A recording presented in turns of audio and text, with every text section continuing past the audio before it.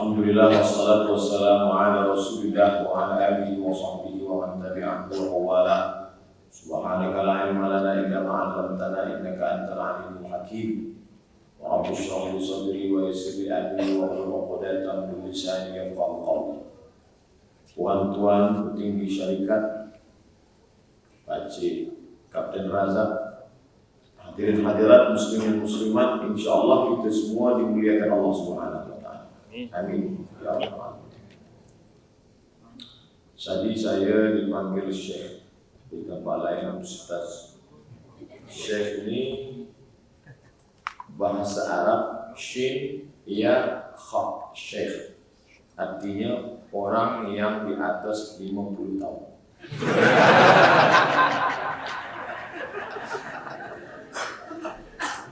Secara bahasa mana Syekh orang tua, tapi makna lain adalah orang yang berilmu.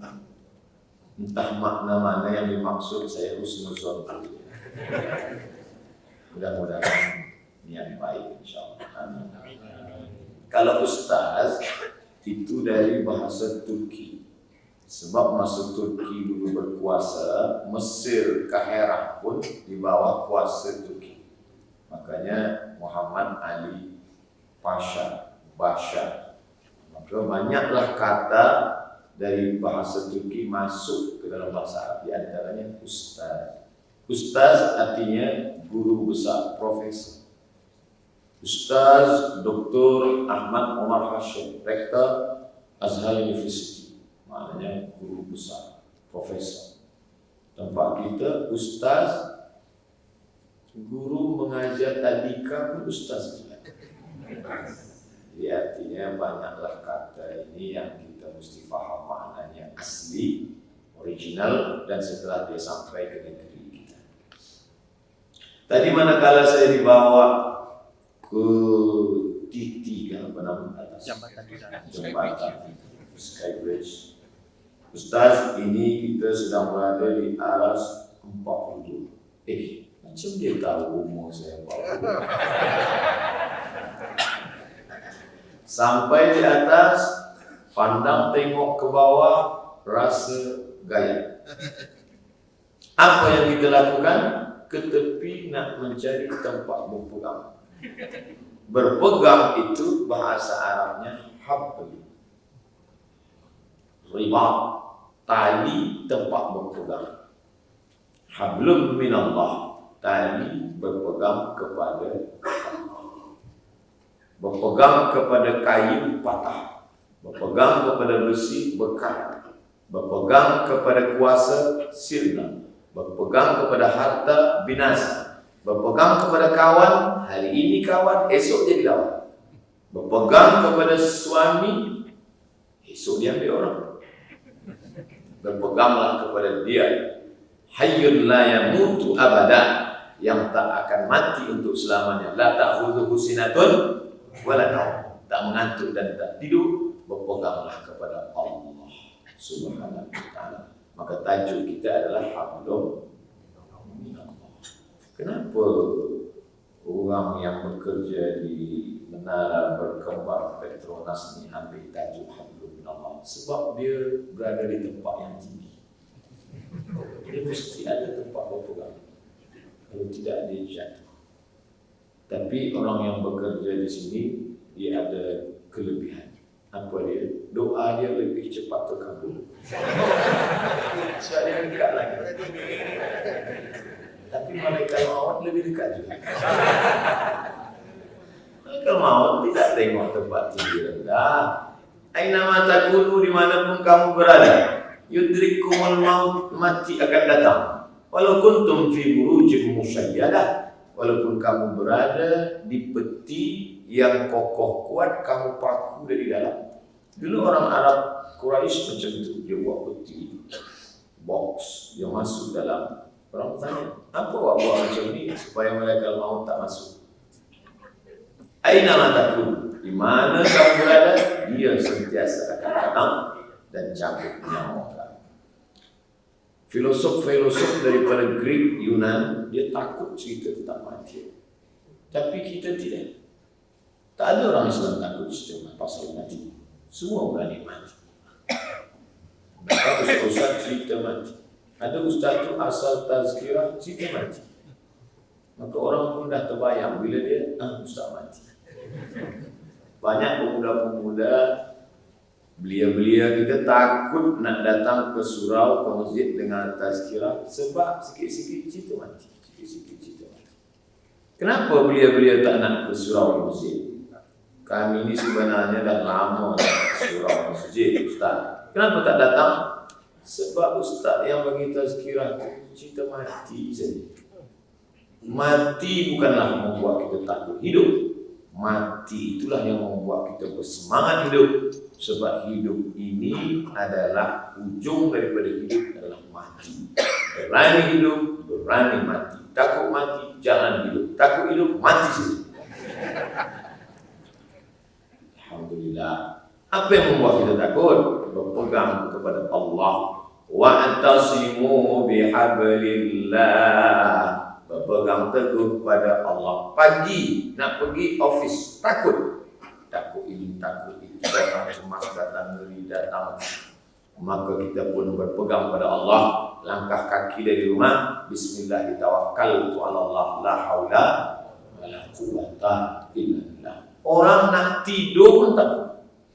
Orang nak tidur tu banyak yang takut. Takut apa? Takut tidur tak jaga sampai esok.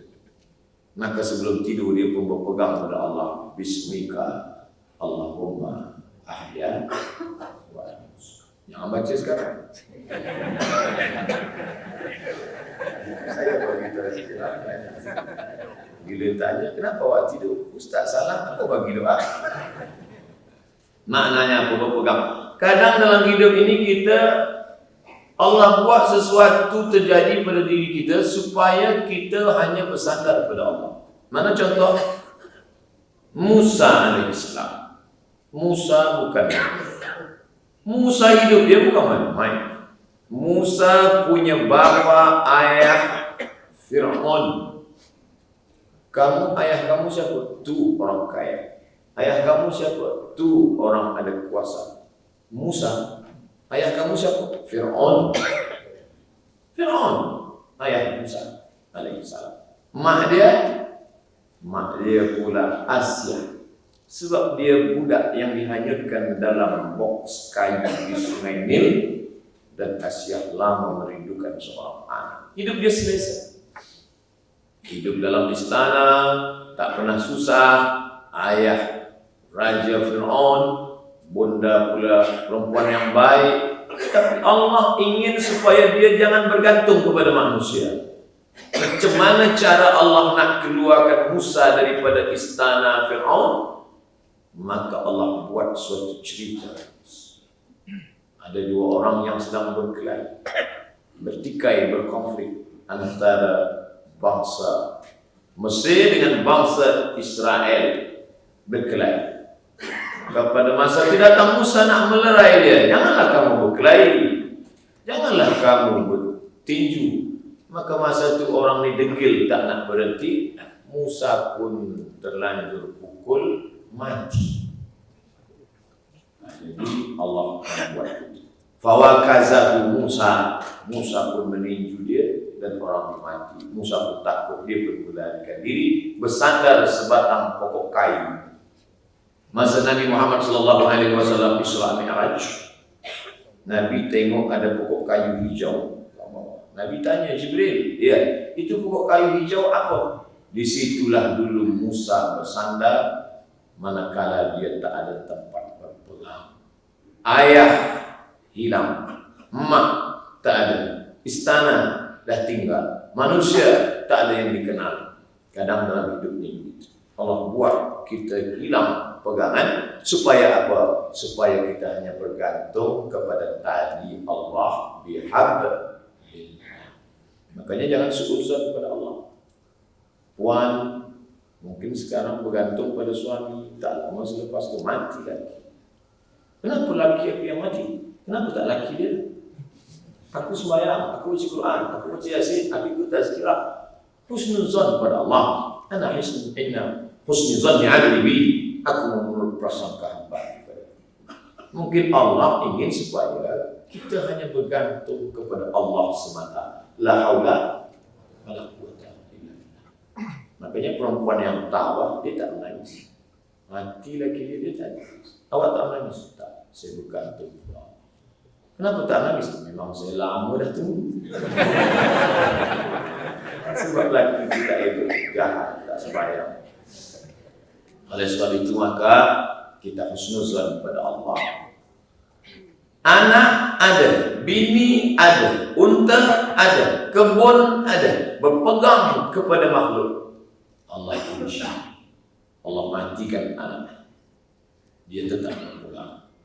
Allah buat unta, lembu mati, kambing mati, tetap.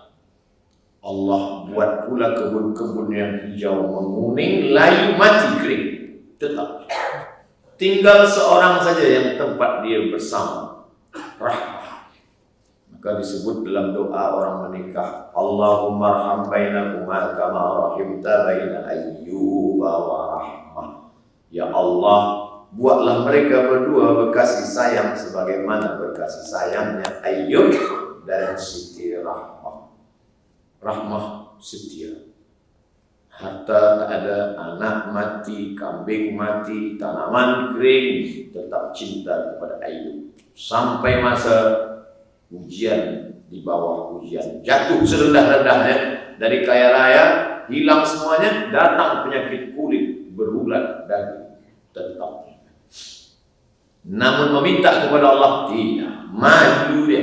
Ayyub tak ada minta kepada Allah, ya Allah, dulu aku elok rezeki banyak, ini kenapa anak mati, tanaman mati, kering, onta mati, datang pula penyakit kulit, salah aku apa? Ada Ayyub kepada Allah. Sampai akhirnya Rahmah tak tahan. Apa kata istri Ayyub? Berdoalah pada Allah, Ayyub. Mengadulah pada Allah. Apa kata Ayyub? Rabbi anni massani yadur wa anta arhamur rahimin.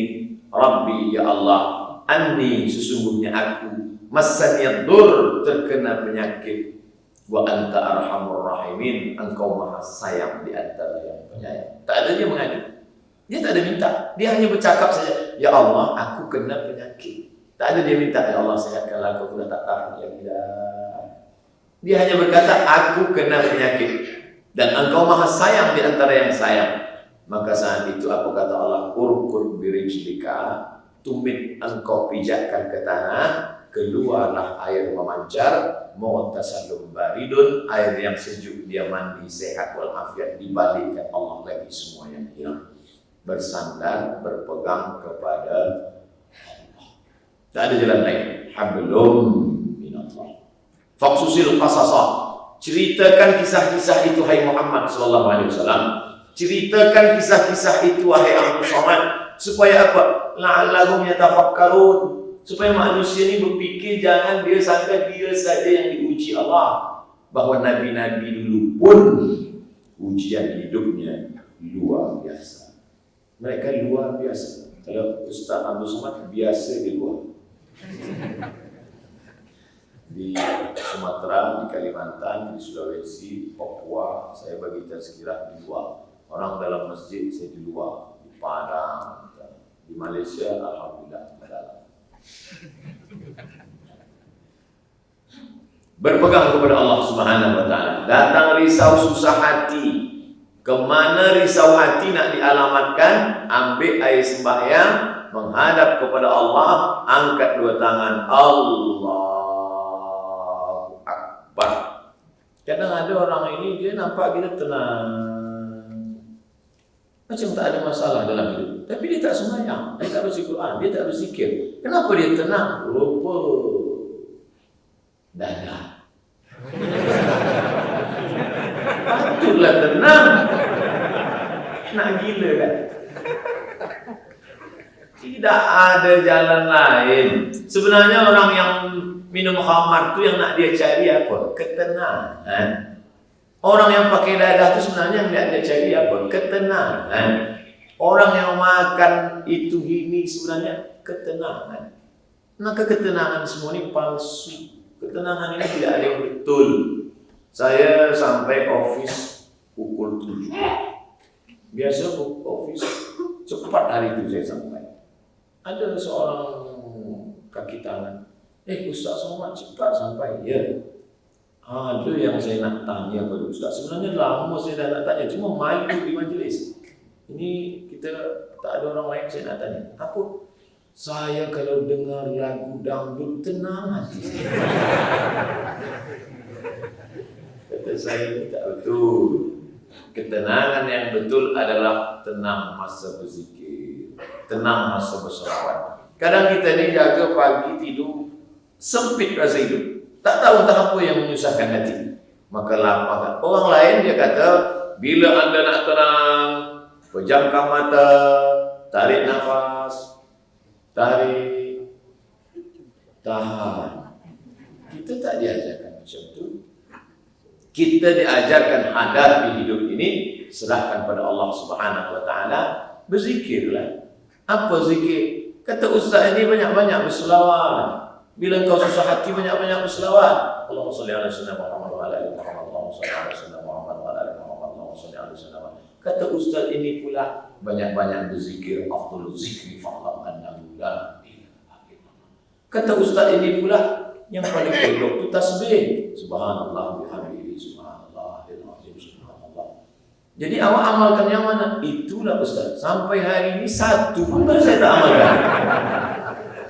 Habib ini cakap banyak selawat, ustaz ini cakap banyak zikir tahlil. Ustaz pilihlah. La ilaha illallah 1000 elok, selawat 1000 elok, istighfar 1000 elok. Malulah mana-mana nak bawa tasbih. Tak usah pakai tasbih, pakai tangan. Subhanallah, innallah, Allahumma shalli ala sayyidina Muhammad. 3 kali pergi umrah, 3 bawa tasbih balik, 3-3-nya tergantung di kereta. Patutlah kereta tu yang tenang. Yang punya kereta risau. Kita berzikir supaya Allah turunkan ketenangan. Letak tenang itu di mana? Di hati. Yang punya hati ini siapa? Allah. Yang menurunkan ketenangan dalam hati siapa? Wallazi anzalas sakinata. Allah yang menurunkan ketenangan fi qulubil mu'minin, ke dalam hati orang yang beriman. Kadang hati itu macam kopi yang dikacau, kacau balau. Tapi kemudian manakala kita berzikir, terasa dia tenang. Pagi nak pergi ke office, Allahumma shalli ala sayyidina Muhammad, Allahumma shalli ala sayyidina Muhammad. Baca dapat dari rumah, makin jam makin banyak. Kalau kita marah, mengamuk, apakah jam itu berjalan? Tidak. Mengamuk apa ni? Bukan dia bergerak. Kalaulah kita mengamuk dia bergerak, tentu kita mengamuk. Kita mengamuk, dia mengamuk. Dia tidak akan merubah apapun. Maka banyak-banyak berzikir, banyak-banyak berselawat. Apalagi kita duduk di kota besar, internasional. Nak berangkat pagi, jam, balik, jam, di tempat kerja pula banyak masalah. Bila lagi kita nak dapat ketenangan? Maka tak ada jalan lain kecuali hablum minallah. Berzikir. Saya malu nak bawa tasbih ustaz. Okey, ada yang sekarang pasang macam beri-beri. Subhanallah, subhanallah, subhanallah. Tenang, terasa tenang. Subhanallah, subhanallah. Dapat 100. Subhanallah, subhanallah. Dapat 200. Dapat 1000. Ambil gambar.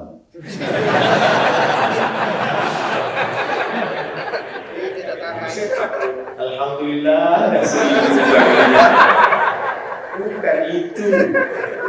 Kita ini beramal bukan nak tunjuk pada orang. Kita beramal untuk kita dengan Allah. Itulah yang disebut dengan hablum minallah. Merasa sunyi di tengah keramaian. Ini ramai, banyak orang, tapi kita merasa sunyi sebab kita berdua sahaja dengan Allah. Manakala kita sendiri, sunyi. Dalam kereta sunyi, tak ada orang, tapi kita pun merasa ramai. Saya ustaz, walaupun saya balik dari office sendiri, seorang saja, tapi saya merasa ramai. Dengan siapa? Ada Michael Jackson, ada Brian Adams. Bukan dengan dia, tapi kita bersama dengan Allah. Hablum minallah. Kira-kira orang-orang soleh itu apakah tak ada takut dalam hatinya? Sahabat-sahabat Nabi itu apakah tak ada risau dalam hatinya? Abu Bakar Siddiq bukan tangguh, dekat dengan Nabi SAW. Orang pertama masuk Islam lelaki Abu Bakar, perempuan Khadijah, budak kecil Sayyidina Ali. Hamba sahaya ini orang paling dekat dengan Nabi. Tapi manakala dia berada di Jabal Thur dan dia tengok kaki orang kafir Quraisy, sikit lagi nak tangkap kaki dah nampak. Dan orang kafir Quraisy maaf cakap terkencing.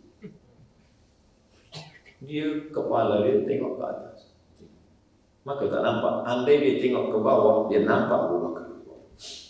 Waktu itu Abu Bakar dah takut. Apa kata Nabi SAW? La tahzan, innallaha ma'ana.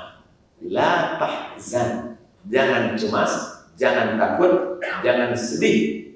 La tahzan, don't be sad. Itulah yang jadi buku bestseller yang ditulis oleh Ain Al-Qarni dalam banyak bahasa, termasuk bahasa Melayu, bahasa Indonesia, ditulis asli original bahasa Arab.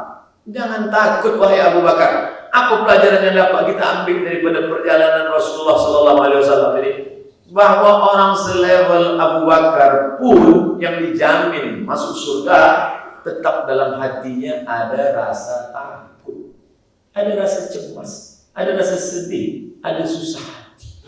Jadi kalau ada orang, aku selepas banyak berzikir ni memang tak ada takutnya. Awak tak usah, Ustaz. Abu Bakar pun takut, apalagi awak abu-abu. Ustaz Somad ada rasa takut? Ada. Kenapa kita hilangkan itu dengan banyak berzikir? Mengusir, menghalau dia dari hati kita. Inilah yang disebut dengan hablum minallah. Innallaha ma'ana. Abu Bakar jangan takut. Ilhuma fil ghari, huma, mereka berdua, ilhuma fil ghari, ketika mereka berdua berada di dalam gua, idh yaqulu li sahibihi, ketika ia berkata kepada sahabatnya, la tahzan, jangan takut, jangan khawatir, jangan cemas, jangan ngeri. Innallaha ma'ana, Allah bersama dengan kita. Itu juga yang terjadi pada Musa alaihissalam. Ketika Fir'aun mengejar dari belakang, di hadapan mereka laut merah. Maju ke hadapan, mati tenggelam laut merah.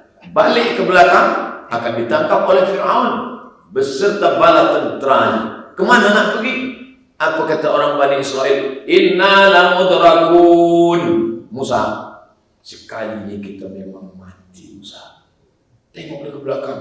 Tengok belakang Musa. Itu Fir'aun dah nak tangkap kita. Di hadapan kita pula laut merah. Inna lamudrakun. Kita akan ditangkap.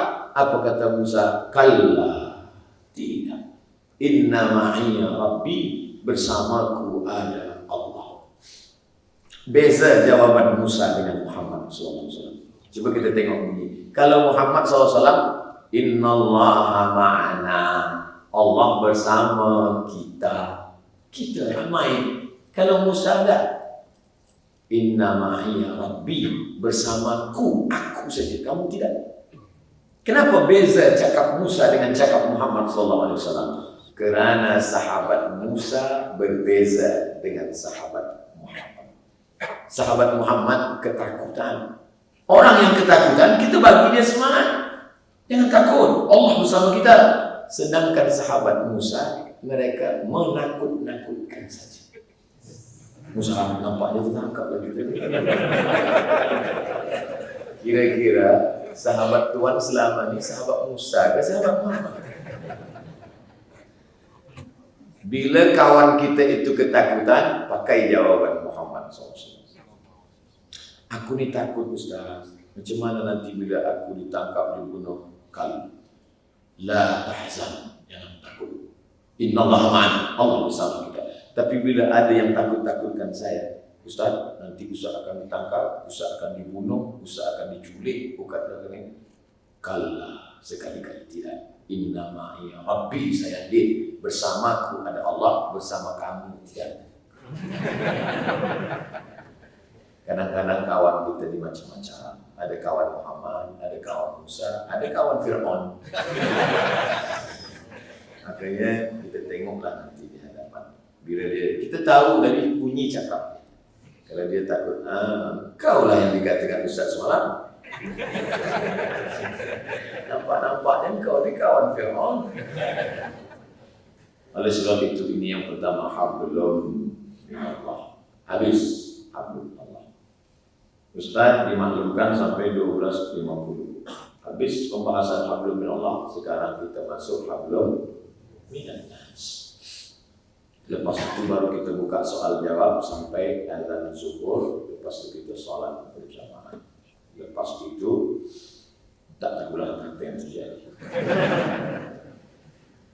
Sembahyang rajin, puasa sunat tiap-tiap hari, Isnin Khamis, bahkan puasa Daud.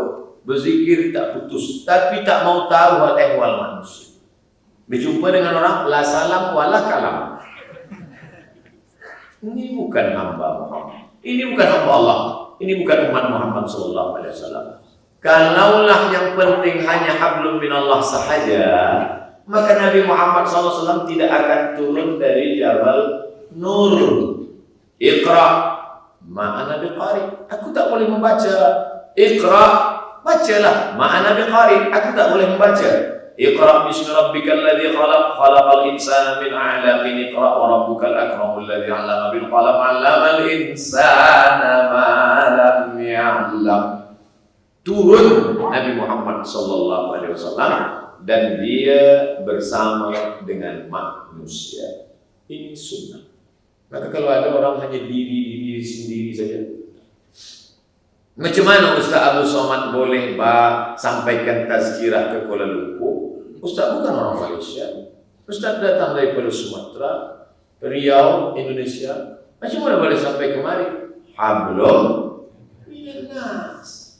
Saya sampaikan tazkirah di Masjid Al-Falah di Riau. Subuh. Lepas itu datang Pak Cik Kapten Razak. Ustaz Somad, saya nak bawa Ustaz ke Kuala Lumpur. 6 tahun lepas. Bukan sekarang. Banyak orang sampai, kenapa lah Ustaz sekarang baru sampai Kuala Lumpur? Dah 6 tahun lepas. Kenapa kami tak tahu? Belum viral lagi. Surau-surau. Sekarang pun surau juga. Sekarang surau, cuma nak tinggi sikit. Surau Al-Muhsinin. Muhsinin. Saya balik dari Makkah. Saya bawakan air zam-zam sikit lagi, botol kecil pada kawan. Lepas itu dia balik pula dari Makkah, dia balas zam-zam yang sama, namanya jaza. Awak bagi saya botol kecil, saya pun akan balas macam itu juga, namanya jaza. Tapi bila dia balas dengan yang lebih banyak, maka namanya ihsan. Orang yang ihsan itu namanya muhsin. Nama sifatnya ihsan. Orangnya muhsin. Kalau banyak muhsinin. Ini mana? So orang tanya, awak kat surau mana? Surau Muhsinin. Apa arti muhsinin itu? Entahlah. Aku belum masuk kerja situ pun memang dah muhsinin. Muhsinin ni luar biasa. Kalau setakat bagi sama tu jaza, tapi bagi lebih muhsinin. Inilah orang-orang muhsinin ni. Amin. Aminnya macam-macam tak yakin. InsyaAllah. Makanya kata Allah, wa ahsin. Engkau bawalah sifat ihsan. Kama ahsanallahu ilaik. Sebagaimana Allah sudah berbuat ihsan pada engkau. Allah tu pada kita buat ihsan. Kita bagi pada dia sikit aja. Sembahyang subuh sikit, sembahyang zuhur sikit, sembahyang asar sikit, sembahyang maghrib sikit, sembahyang isya sikit, sembahyang tahajud paling sikit. Tapi dia bagi lebih. Apa yang dia bagi pada kita? Khalidina fiha abada. Tak berbaloi antara amal kita dengan surga yang dia bagi. Makanya Allah itu sifatnya ihsan. Kita pun berkawan ni mesti kena ihsan. Kalau tak ihsan, kita tak boleh berkawan. Oleh sebab itu maka persahabatan hablum minan nas ni mesti kita jaga baik-baik. Awak jumpa dengan dia di mana? Saya cari dia di Jakarta, tak jumpa. Saya cari dia di Bandung, Lautan Api, tak jumpa. Saya cari pula di Kuala Lumpur, tak jumpa. Tapi kami berjumpa di Menara Berkembang Petronas. Di mana? Di toilet. Saya keluar, Ustaz Umas.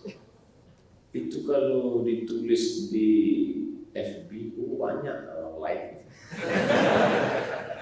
Aku tak mencari kau, kau pun tak mencari aku. Allah mempertemukan kita. Di mana awak jumpa dengan dia? Di surau cantik. Di mana awak jumpa dengan dia? Majlis ilmu bersama Habib Ali Zainal Abidin. Bukan main. Di mana awak jumpa dengan dia? Night club. Na'udzubillah. Allah ja'alna minal mutahabbina bijalalik. Ada orang-orang nanti yang di akhirat dicari Allah. Hari ini kita mencari dia sebab dia orang penting. Very, very important person. Tapi hari itu nanti Allah akan cari dia. Apa kata Allah? Ainal mutahabbuna bijalali. Mana orang yang dulu berkasih sayang kerana aku. Kita tidak berkasih sayang kerana parti. Kita bukan orang politik. Kita tak berkasih sayang kerana harta. Kita tak berkasih sayang kerana benda. Kita berkasih sayang kerana la ilaha illallah Muhammadur Rasulullah. Saya yakin dengan itu.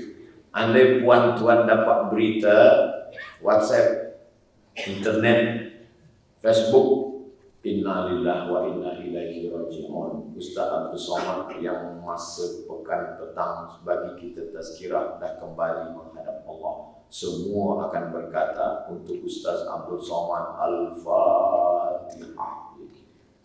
Jangan baca sekarang. Kenapa? Karena kita berkasih sayang kerana Allah. Berkasih sayang kerana ada hubungan nasab, biasa. Berkasih sayang kerana satu negara, biasa. Kita berkasih sayang bukan kerana darah, bukan berkasih sayang kerana sesama Malaysia, sesama Indonesia, tidak. Tapi berkasih sayang kerana la ilaha illallah Muhammadur Rasulullah. Di sini tak berapa terasa. Sebab bila tengok muka, sama-sama sahaja. Indonesia, Malaysia, Vietnam, Laos, Kamboja, Brunei Darussalam, Burma, Myanmar, Rohingya, sama. Muka kita sama-sama. Tapi manakala kita di samping Kaabah, di situlah baru nampak berdoa. Ya Allah, tengok sebelah kanan putih macam telur ayam. Direbus. Tengok sebelah kiri macam tempat merebus telur ayam.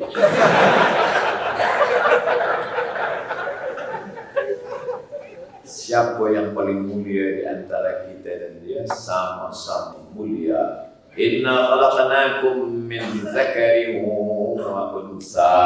Kami jadikan kamu dari lelaki dan perempuan. Wa ja'alnakum syu'uban wa qabaila. Bersuku-suku, berbangsa-bangsa. Ada India, ada Pakistan, ada Arab, macam-macam. Tapi semua yang paling mulia di sisi Allah, atqakum, yang paling takut kepada Allah Subhanahu wa ta'ala. Itu mesti kita asaskan dalam diri kita. Itu mesti kita tanamkan dalam kepala kita bahwa aku bukan orang paling mulia. Meskipun tempat aku tinggi sekarang duduk di atas kerusi, bukan aku paling mulia. Kenapa ustaz yang duduk di sini? Sebab supaya yang belakang boleh tengok. Siapa di antara kita yang mulia, yang paling takut kepada Allah Subhanahu wa ta'ala? Maka kita bina hubungan hablum minan nas ini dengan salam. Min muslimaini, dua orang muslim, yaltaqiyani berjumpa, wa yatasafahani bersalaman, bermusafahah, illa ghufira lahuma meninggalkan dosa-dosa. Malam yatafarraqa, sebelum berpisah. Lahir anak dia, kita pun datang.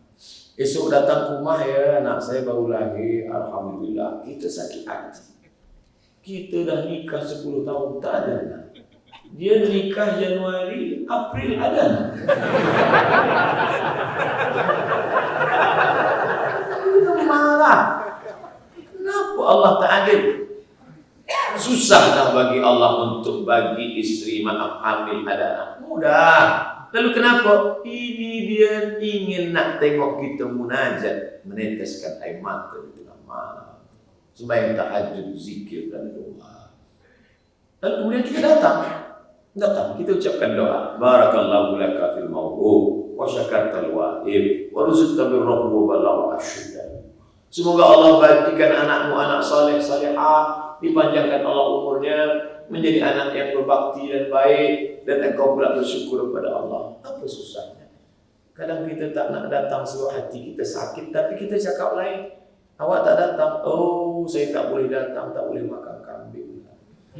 Padahal bukan salah kambing. Kita yang salah.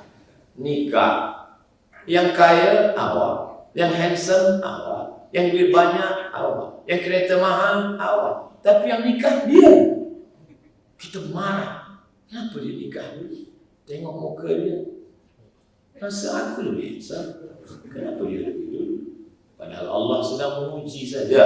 Maka kita datang, kita ucapkan doa. Barakallahu lakuma wa baraka alaikuma wa jama'a bainakuma fi khair. Allah berkahi engkau, Allah berkahi kamu, Allah satukan kalian berdua dalam kebaikan. Senyum walaupun pahit. Doa walaupun sakit, ikhlaskan hati. Kadang orang ni kalau doa tu sama, tapi sebab hati sakit bunyi dia lain. Barakallah. Jamaah bainakum al-khair, meleleh air mata. Ambil gambar, tengok orang mata berlinang. Apa yang awak sedihkan? Entahlah. Tapi sebenarnya saat itu kita tak ridha. Orang yang tak boleh terima nikmat yang dibagi Allah pada orang lain, dia bukan kena penyakit akhlak. Ada orang cakap akhlak awak tak baik. Sebenarnya orang yang tak ridha menengok nikmat pada saudaranya, dia bukan kena penyakit akhlak, tapi penyakit dia adalah penyakit akidah. Penyakit dia penyakit akidah, kerana dia tidak ridha kepada keputusan Allah, kepada takdir qada dan qadar Allah. Ini bukan main-main. Ini masalahnya masalah akidah, masalah keyakinan. Maka kita disuruh antuk minabillah, beriman kepada Allah biqadri khairihi wa syarrihi, pada takdir baik dan takdir buruk. Hablum minallah sudah baik, hablum minan nas sudah baik, mengaji sudah, tinggal mengamalkannya dalam kehidupan kita. Lupa, ulang balik. Hafal kaji kena diulang, pasal jalan kerana dilalui. Dengar sekali tak masuk, 2 kali, 3 kali tak masuk, memanglah khatam Allah ala qulubihim. Na'udzubillah. Oleh sebab itu, mengapa ada recording kamera ini? Ini semua supaya kita boleh ulang-ulang. Dengar balik daripada office. Oh, itu kata Ustaz. Aku dengar pertama kali tadi tak masuk. Kenapa? Rasa melayang nanti. Tapi masa lalu balik ni masukkan. Ulang-ulang balik. Lepas tu kita sampaikan pula pada orang lain. Share, bagi orang lain. Download, bagi ke grup-grup kita di WhatsApp, kawan, sahabat, jiran, tetangga. Tapi jangan cuma bagi saja, dengar dulu. Banyak juga orang sekarang bila dapat share, Awak dah dengar? Tak, saya nak dapat pahala bagi je. Tidak betul. Tapi zaman sekarang ni orang dah nak dengar pengajian sudah, alhamdulillah. Saya termasuk dalam masalah mengaji ini tidaklah betul, kotak betul tak. Orang dah nak datang, alhamdulillah. Ada setengah ustaz gila, tak boleh bersandar dinding, tak boleh bersandar tiang. Bukan saya nak singgung perasaan tuan-tuan. Saya penceramah yang tak pandai sendiri. Bagi saya, hari zaman moden macam ni ada orang nak masuk surau, nak dengar kajian, itu sudah alhamdulillah. Tinggal lagi balik. Ada orang cakap di Kuala Lumpur, orang sibuk, busy dengan urusan dunia ni, Ustaz. Lepas daripada pejabat, balik, jam, dia nak tidur, nak. Kemarin, kita di masjid wilayah, hari kerja, ramai. Kemudian di Padang, Keramat, hari kerja, malam, ramai. Sampai saya berfikir, bila mereka ni kerja? Rupanya disitulah hebatnya orang Malaysia. Dia bukan pandai saja, tapi dia pandai-pandai. Pandai-pandai. Bila kita tak pandai-pandai meniti hidup ini, kita, kenapa awak tak mengaji? Nantilah. Sekarang ini sedang sibuk lagi. Nantilah. Iya, kalau umur kita sampai, maka pandai-pandai manfaatkan waktu masa mengaji. Ada waktu yang kosong dengan. Apalah awak ni kerja sambil dengan musik pula angguk kepala. Kita dah suuzon pada orang. Kita ambil earphone dia, kita dengar. Oh, rupa dia dengan tazkirah. Astagfirullah. Akulah suuzon. Mau maaf ya? Rupanya dia pun dengan tazkirah tu masa kita dekat. Sejauh tadi lain dia dengar. Tengok kawan ada dekat Tuhan.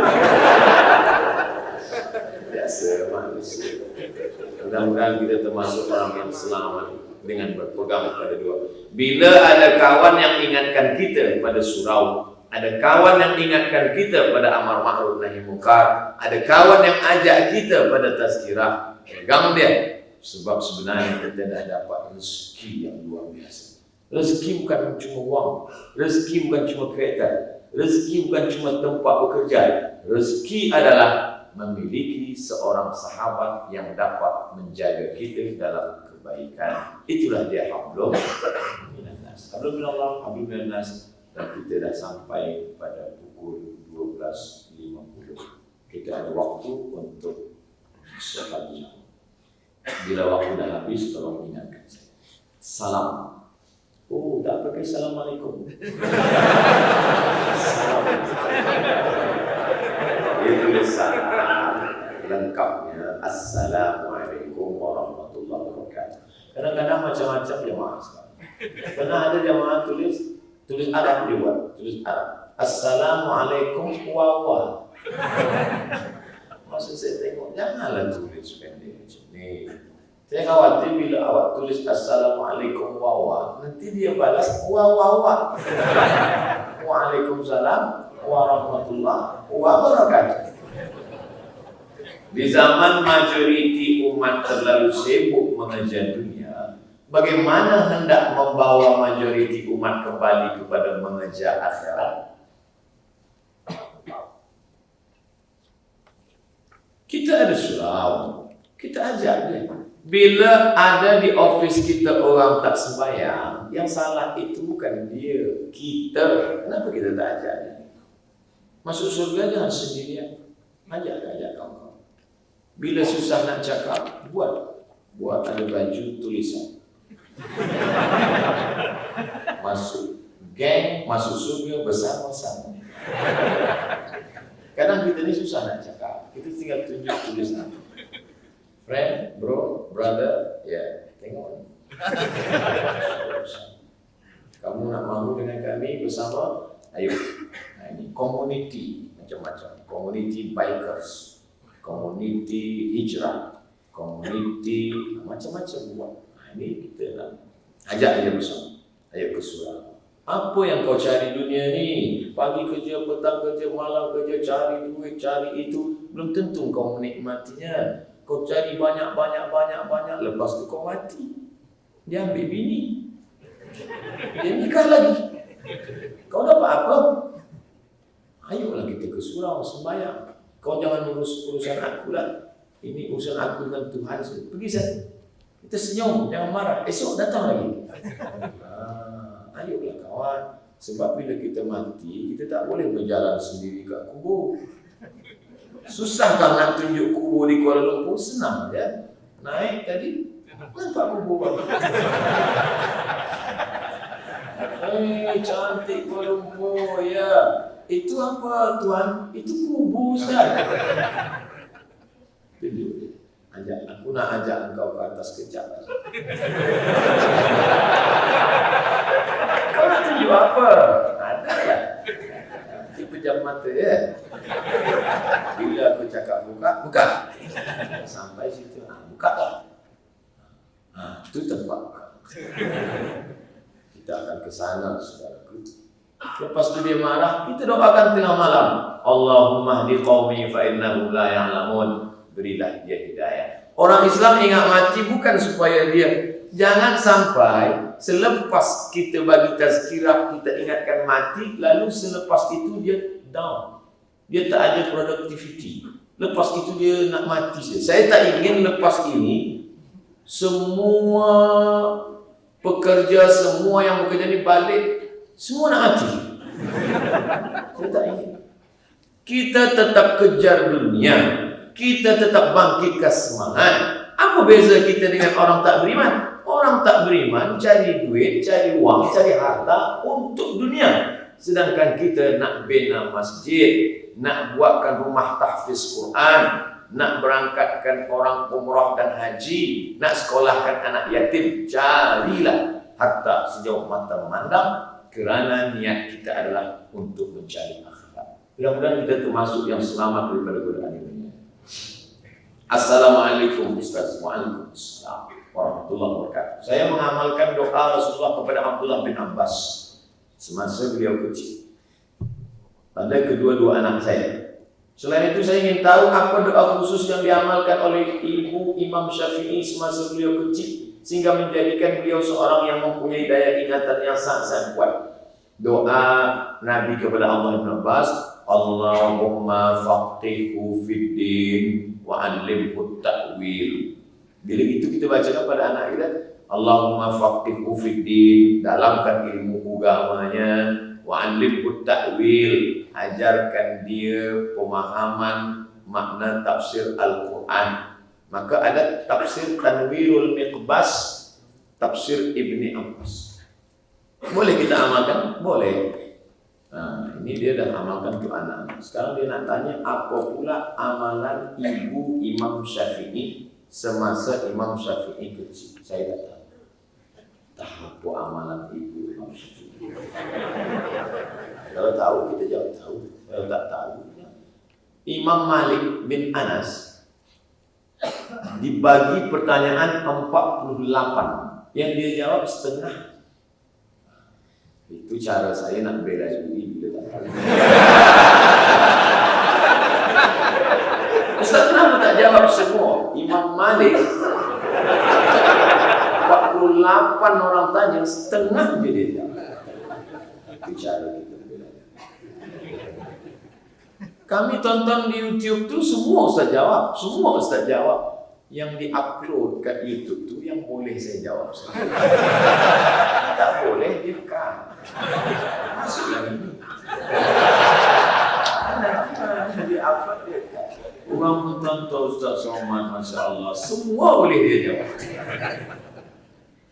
Amal ibu Imam Syafi'i saya tak tahu. Tapi amal ibu Sa'id Nursi saya tahu.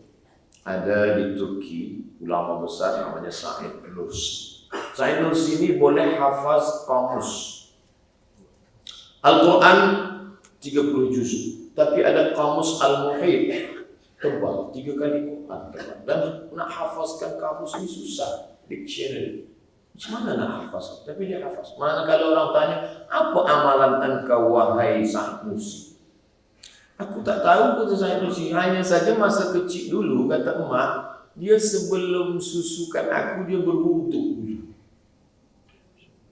Air susu emak ibu suci, dan anak yang menyusui suci, dan ibu yang menyusukan anak ini berwuduk dalam keadaan suci. Maka Allah bukakan dia futur, dia bukakan Allah buka. Maka istri yang ada anak kecil menyusukan anak berwuduk dulu, amal sangat baik. Mudah-mudahan diberikan Allah kecerdasan dan amal soleh. Kadang anak-anak ini macam mana dia nak boleh macam mana dia nak boleh hafaz hafaz Quran masa menyusukan kadang sambil mendengarkan lagu. Maka anak itu pun banyak hafaz lagu. Sebab air hujan akan jatuh tak jauh daripada tempat jatuh. Assalamualaikum admin surau Al-Mus. My question will be on solat jamak matter, since it is one of khilaf area. Some opinions said we can do jamak up until 18 hari lebih masih boleh jamak. Ada pula yang cakap asal musafir jamak, tiap hari jamak. Bila tanya awak kenapa jamak? Kita hidup ni musafir, brother.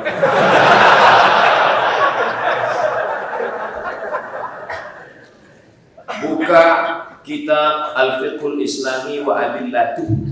Nama author penulis dia Syekh Wahbah Zuhair. 4 hari 4 malam masih boleh jamak.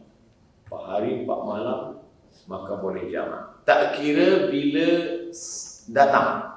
Dalam perjalanan tak kira. Mungkin perjalanan naik bas tak kira. Bila dah sampai baru dia kira. 4 hari 4. Macam saya ni macam mana? Kami tak sampai 4 hari lebih. Tapi nanti kami akan pergi ke Kelantan, lepas tu pergi pula ke Ipoh, lepas tu pergi ke Negeri Sembilan. Maknanya kami musafir terus. 4 hari 4 malam. Kalau payah nak kira 4 hari 4 malam, 20 kali sembahyang. Sampai zuhur, asar, maghrib, isyak, subuh. Zuhur, asar, maghrib, isyak, subuh. 10. Sampai yang ke-41, itu tak boleh lagi jamak kosong. 4 hari 4 malam, ya. Kenapa Nabi Muhammad SAW masa di Makkah, Fathu Makkah tahun ke-8 Hijrah, Nabi qasar terus selama 19 hari. Ini dia pertanyaan, 18 hari. Kenapa Nabi selama 19 hari itu terus tak berhenti jamak qasar? Kerana Nabi tak tahu bila dia balik. Bila tuan-tuan pergi ke luar negara dan tiket open, tak tahu bila nak balik, maka selama itu boleh jamak qasar. Oleh sebab itu bila ada urusan, tanya dia, jangan tiket tu open. Bukan masalah kait dengan tiket. Tapi kita tanya dulu, ini kita ada pengurusan di luar negara ni berapa hari? Awak ada 3 hari 3 malam. Boleh jamak qasar.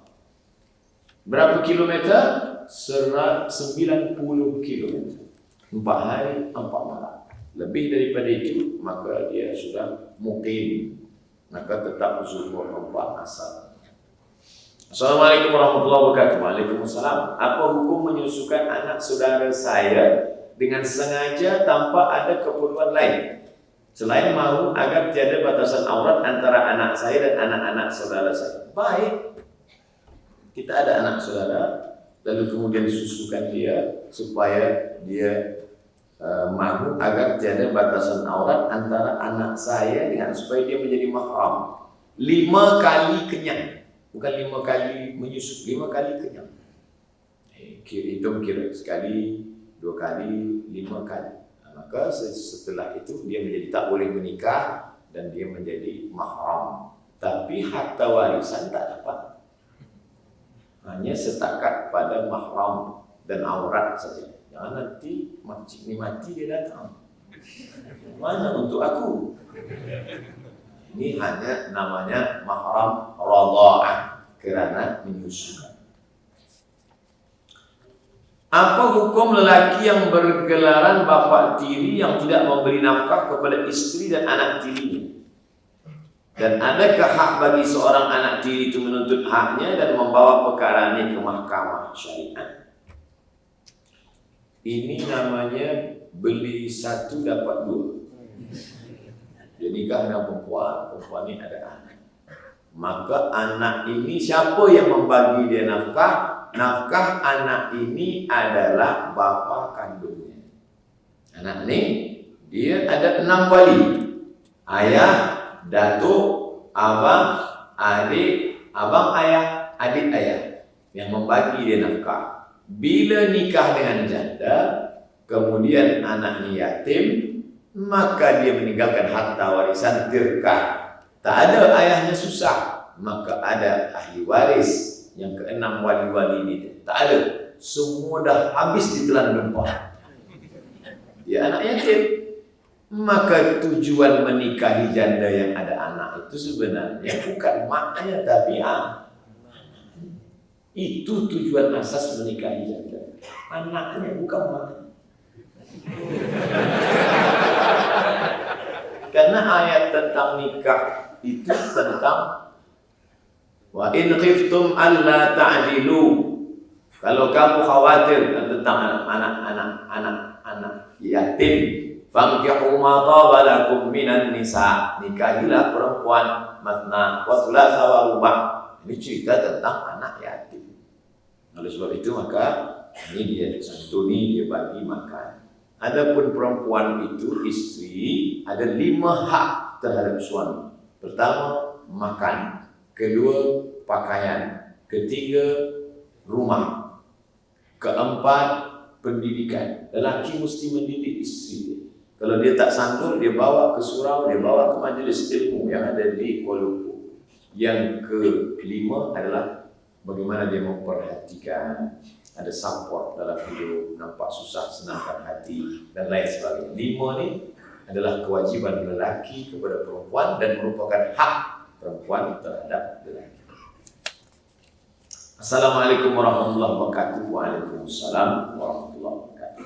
Baru-baru ini saya berpindah ke jabatan baru dan masih lagi dalam proses menyesuaikan diri.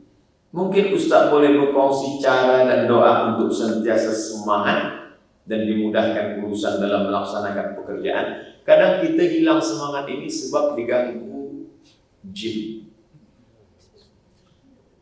Sama ke dengan setan, Ustaz? Jin ada 2. Yang baik-baik namanya jin Islam, yang jahat-jahat namanya setan. Iblis GMB.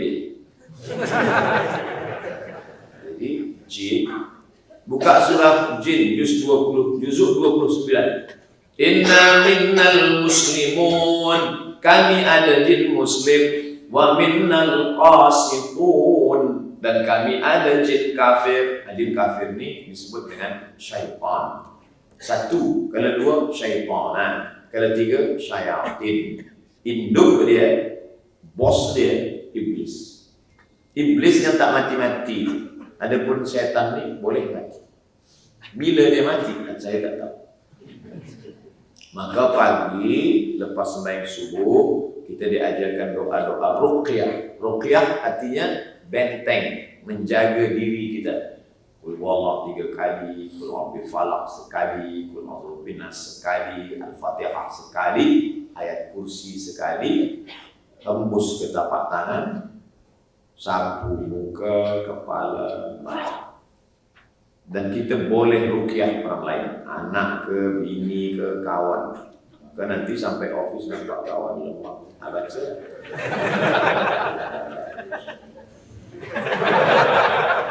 Apa awaknya aku tengok kau macam kena setan. Mungkin ada jin mengganggu. Sebab kita tak tahu ni perkara-perkara lain. Kemudian pula bila tidak, kita ni ada percaya zahir dan ada batin. Ini batin yang tak nampak. Yang zahir mungkin dia ada masalah kesihatan.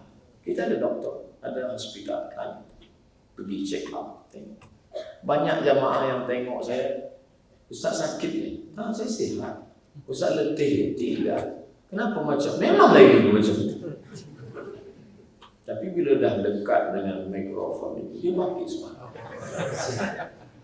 Doa-doa jamaah, apalagi jamaah dari Surau Al-Muhsinin Petronas yang mendoakan saya pagi, petang, siang, malam. EJK dia berdoa, ya Allah, sampailah Ustaz Somad kepada Allah. Kita pun jadi sihat. Kadang kita ini sihat kerana doa orang lain. Orang lain pula sihat kerana doa kita. Saling berdoa. Maka jangan lupa saling berdoa. Minta doakan saya, doakan kita semua. Bagikan semangat. Kemudian kita mesti luruskan niat kita. Saya sebenarnya kerja ini untuk apa? untuk makan. Kalau lagi hidup cuma untuk makan, apa beza kita dengan kucing? Kalau lagi hidup hanya untuk bekerja, apa beza kita dengan kambing kerbau? Sebab mereka juga bekerja. Beza kita dengan mereka adalah kita bekerja untuk li'i'la'i kalimatillah, menolong agama Allah. Maka setelah dapat gaji, dapat uang, bagilah untuk zakat. Selepas zakat, wakaf, infak, sedekah. Pergilah kepada sekolah-sekolah agama Islam. Bagikan dalam bentuk membantu. Wallahu fi aunil 'abdi. Allah akan menolong seorang hamba madama al-'abdu fi auni akhihi, selama hamba itu mampu menolong saudara. Sebab itu maka kita semangat terus. Bukan nak kerja dunia ini. Dunia ini macam dari dulu sampai sekarang begitu saja isi dunia ini. Ada orang baik, ada orang jahat. Ada Musa, ada Namrus. Ada Isa, ada Herodes. Ada Musa, ada Fir'aun. Ada Muhammad SAW, ada Abu Jahal. Bila kita nampak ada orang jahat, kita beritahu kepada dia, kawan, dunia ini dari dulu memang macam ni. Ada Musa, ada Fir'aun. Ada Isa, ada Namrus, ada Muhammad SAW, ada Abu Lahab, ada aku, ada engkau. Kau ni nak ke mana? Kita di sini bukan lama, kejap ya. Lepas itu kita pun akan balik. Kawan-kawan saya yang sesama belajar ke Kaherah dulu, saya cuba pejam mata, nak bayangkan Abang Fulan dah meninggal, Abang Fulan dah pergi duluan, Abang Fulan dah ada. Padahal dulu beza hanya setahun 2 tahun saja. Kita pun akan pergi juga. Mana yang akan kita bawa nanti? Kerja-kerja ini tak kita bawa, tapi hasil daripada kerja ini yang kita pakai untuk akhirat. Ma'akal ta'asik, nak makan. Ma'akal ta'fa'afnaita, yang kau makan busuk. Hasik nak beli pakaian shopping itu ini. Wa malabista fa'ablaita, yang kau pakai lapu. Wa matasaddaqta fa'amdaita, yang kau sedekahkan, itulah yang akan kau bawa untuk hari esok. Oleh sebab itu kita tetap semangat, bangkitkan semangat. Bukan nak kerja dunia, bangkitkan semangat sebagai bekal untuk akhirat. Ini mesti kita luruskan niat mencari ridha Allah. Ilahi anta maksudi, engkau yang ku maksud, wa ridhaka matlubi, ridhamu lah yang ku cari ya Allah. Anak saya 5 tahun. Dia tanya kepada saya, di mana Allah? Saya jawab, Allah tak boleh nampak. Dia tanya lagi, tapi Allah yang tak boleh nampak itu di mana? Jadi apakah jawaban yang paling sesuai diberikan? Bilisani qaumihi, dengan bahasa kaumnya. Sesuailah dengan bahasa umur dia. Budak 5 tahun tanya ke saya, Ustaz, di mana Allah? A'udzubillahi minasyaitonirrajim. Bismillahirrahmanirrahim. Ya ayyuhalladzina amanu. Mana dia? Sesuaikanlah. Budak kecil ambil pisang, punya habiskan, baru suami dia. Yang kita bagi batu mati. Tak sesuai. Macam mana saya nak tengok Allah? Awak ada muka, wajah. Boleh awak tengok muka awak? Boleh. Macam mana nak tengok? Saya tengok di cermin. Kalau cermin tak ada, tak nampak. Sedang muka awak pun awak tak nampak, apa lagi Allah? Masuk beg masa di airport, masuk beg, lalu kemudian orang tahu bahawa dalam beg itu ada laptop, ada komputer, ada handphone. Dari mana dia tahu? Sebab ada X-ray. Manakala dibuka, nampak tak? Tak ada. Sedangkan yang makhluk ciptaan Allah pun tak boleh nampak, apalagi Allah. Kau nak tanya dia di mana? Lalu kemudian nampak orang putih yang berjemur di pantai. Orang berjemur, sebab apa? Dia nak hitamkan kulit dia. Maka tuan-puan yang hitam bersyukurlah. Orang putih beli tiket pesawat nak hitam. Kita belum berjemur dah hitam. Kenapa mereka berjemur? Sebab dia nak hitam. Nampakkah hitam itu masuk ke kulit? Tidak. Sedangkan yang makhluk ciptaan Allah pun kita tak boleh nampak. Macam mana dia yang menciptakan? Maka kita ajak dia berfikir, dia sendiri yang menjawab. Begitu yang diajarkan Nabi SAW. Manakala datang orang bertanya, ya Rasulullah, ya, apakah nanti kita akan melihat Allah? Ya, kita nampak Allah, nampak. Macam mana kita nampak Allah? Nabi tak jawab, tapi Nabi buat lagi pertanyaan, question, supaya dia yang menjawab pertanyaan itu dia sendiri. Apakah manakala malam tiba engkau menengok bulan dan masa itu tak ada awan? Ya, begitulah terang benderangnya engkau memandang Allah Subhanahu wa taala. Bukan berarti Allah macam bulan. Laisa kamitslihi syai'un. Tak ada yang sama dengan dia apapun. Allah sudah ada sebelum kata di mana itu ada. Allah sudah ada sebelum tempat itu diciptakan. Bagaimana mungkin kita boleh memakai tempat, ruang dan waktu untuk dia yang sudah ada sebelum tempat dan ruang waktu itu ada. Tapi yang ini tak boleh pada anak 5 tahun tadi. Bila kita cakap itu tak apa-apa. Oleh sebab itu maka gunalah kata, kalimat, bahasa yang sesuai dengan umur dia, dengan pendekatan seorang ibu kepada anak. Anak berusia 5 tahun. Boleh jelaskan makna khusyuk dalam solat, Ustaz? Ada setengah orang, dia kata, aku tadi Masya Allah bukan main khusyuk. Sampai rasanya aku tak lagi ada di alam ini. Tak berpindah di alam mana. Kalau ada orang bercakap macam ini, dia sudah dilarikan hantu. Sebab dia tidak lagi berada di surau Al-Muhsinin. Sekarang kita tengok sahabat Nabi. Kita mesti ada standar. Jangan ikut perasaan. Meter, 1 meter standarnya adalah 100 cm. Bila ada orang datang bawa kurang daripada itu, walaupun kawan kita, tak betul. Maka standar kita adalah Quran, hadis, Nabi, sahabat Nabi, tabi'in, salafus salih. Apakah sahabat Nabi itu khusyuk sampai hilang kesedaran sehingga dia berpindah ke alam yang lain? Kita tengok bunyi hadis. Masa itu dalam masjid Nabi tak ada hambal, pasir, tanah, pasir. Dan Nabi sembahyang guna selipar. Masjid Nabawi, Allahu Akbar, Nabi guna selipar. Sahabat yang ada di belakang pun semua guna. Manakala Nabi sedang sembahyang, Nabi buka. Sedang sembahyang tu Nabi buka selipar. Semua sahabat yang di belakang itu ikut buka selipar. Dia buka kasut. Dia buka kasut. Selepas Nabi salam, Assalamualaikum warahmatullahi wabarakatuh. Nabi tengok banyak kasut. Kata Nabi, apa buka? Kata sahabat, sebab kami tengok engkau buka, maka kami pun buka pula. Kami tengok engkau tanggalkan, engkau lepaskan pun kami.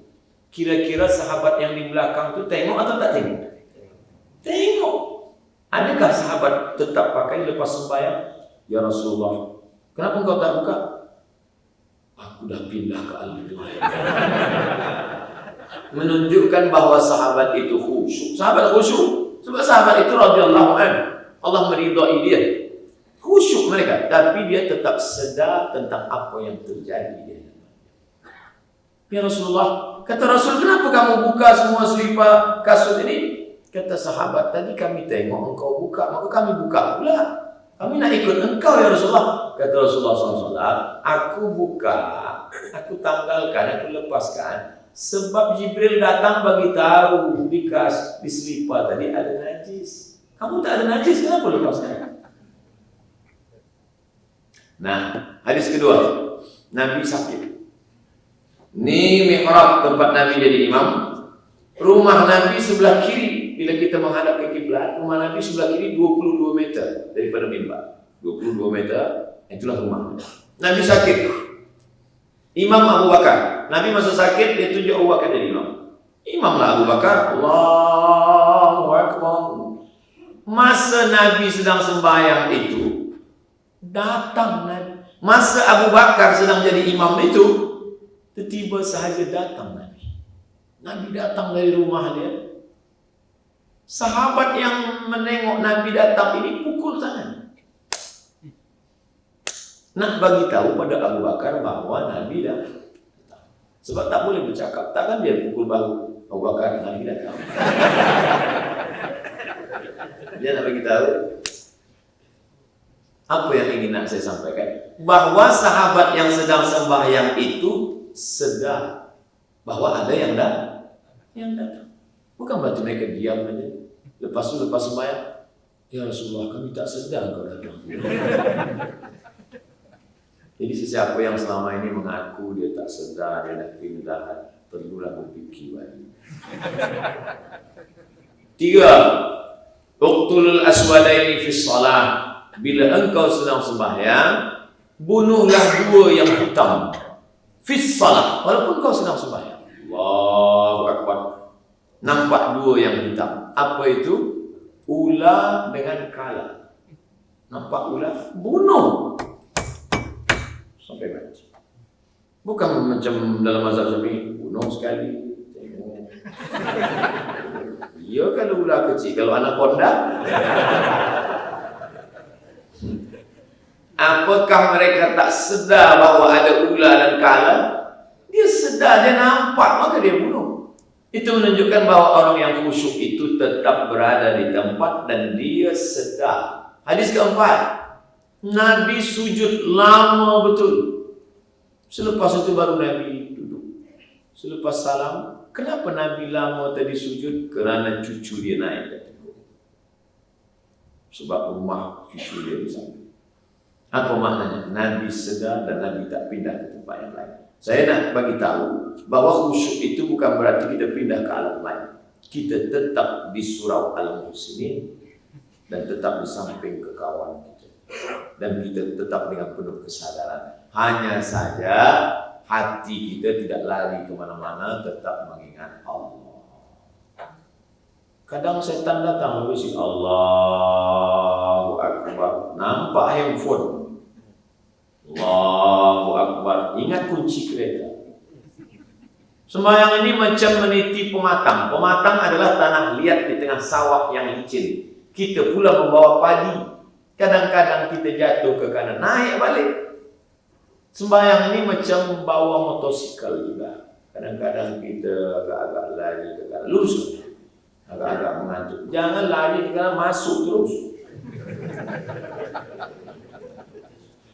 Dari sejak bila kita jaga ini, dari mula ambil wuduk, kita dah siapkan airportnya dan siapkan pesawat terbangnya supaya dia landing tepat di tempat. Ini hati kita, ini pikiran kita, lari ke mana-mana. Maka dari sejak mula wuduk, start wuduk, kita dah siap. Masa wuduk itu, masa basuh tangan, maka saat itu kita dah mulai khusyuk bahawa dosa-dosa tangan lepas. Masa masuk air ke mulut, ke hidung, lepaslah dosa-dosa hidung, dosa-dosa lidah. Masa air basuh muka, lepaslah dosa-dosa biji mata, dosa muka. Masa air siram tangan, lepaslah dosa-dosa dari celah-celah jari-jari tangan. Masa air sapu kepala, keluarlah dosa isi otak kepala sampai ke lubang telinga. Masa air siram kaki, keluarlah dosa-dosa kaki hingga celah-celah jari-jari ibu kaki. Maka masa berwuduk itu jangan bercakap. Masa berwuduk itu betul-betul perbuatan itu betul-betul kita ingat. Ini sekarang banyak orang sedang wuduk sambil bercakap. Aku kan dah cakap pada kau, jangan. Kau tak dulu kan?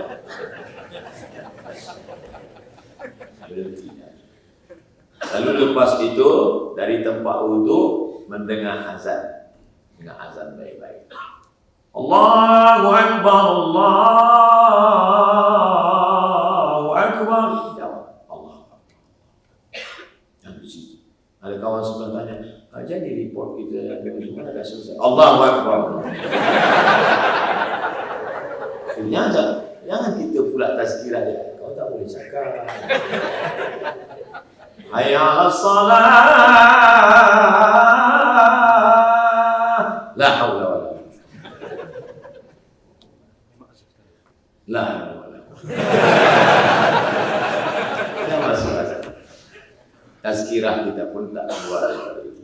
Kita jagalah sampai muqaranah antara niat yang dipasang Allahu Akbar dari azan, wudu sampailah salam dengan at-tahiyyatu mubarakatuh salatu inna salati wa nusuki. Mulut bercakap, hati mengingat. Mudah-mudahan kita termasuk orang yang khusyuk insyaallah. Subhanakallahumma wa bihamdika asyhadu an la ilaha illa anta astaghfiruka wa atubu ilaik. Sallallahu alaihi wasallam maulana Muhammad wa ala alihi wasallam walhamdulillahirabbil alamin. Terima kasih segala perhatian, mohon maaf segala kesilapan. Wassalamualaikum warahmatullahi wabarakatuh.